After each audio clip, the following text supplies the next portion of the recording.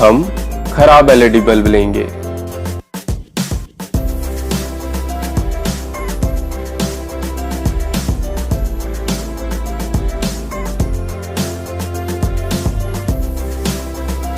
ये LED DOB 3 colour में जलता है।